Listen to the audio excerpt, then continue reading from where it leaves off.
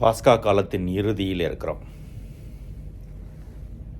50ஆம் நாள் விழா என்ற பொருள்படும் பெந்தகொஸ்தே விழா, தூய ஆவியானவருடைய பெருவிழா திருச்சபை இன்றைக்கு கொண்டாடுகிறது. நாளையிலிருந்து ஆண்டின் பொதுக்காலம் மீண்டும் தொடங்கும். 50ஆம் நாள் இயேசு உயிர்த்தபின் 50ஆம் நாள், விண்ணேற்ற அடைந்து 10ஆம் நாள், தூய ஆவியானவர் திருத்தூதர் மேலும் தூய கன்னிமரியாள் மேலும் எழுந்து வந்ததை இன்றைக்கு திருச்சபை நினைவு கூர்ந்து ஆவியானவருடைய கொடைகள் வரங்களுக்காக ஜெபிக்க அழைக்கிறது.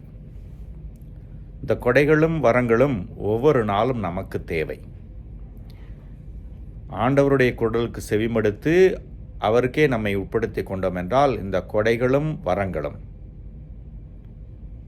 ஞானம், புத்தி, அறிவு, தெளிவு, எல்லா கொடைகளும், கடவுள் பயம், எல்லா கொடைகளும் கனிகளாக நம்மிடமிருந்து வெளியேறும்.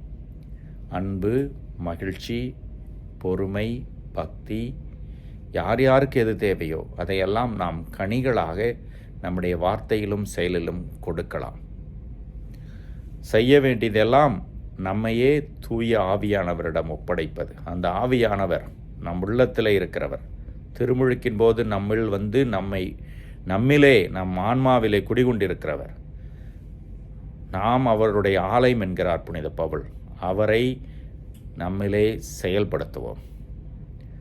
அவர் வழியாக நம்முடைய கிறிஸ்துவ வாழ்வுக்கு அர்த்தம் பெறுவோம். இந்த விழா இந்த உண்மையை நமக்கு சொல்லித் தருகிறது. தந்தை, மகன், தூய ஆவி என்ற அந்த மூவொரு கடவுளுடைய பிள்ளையாக இருக்க நம்மையே அர்ப்பணிப்போம். இறைவன் என்றென்றும் வாழ்த்த பெறுவாராக.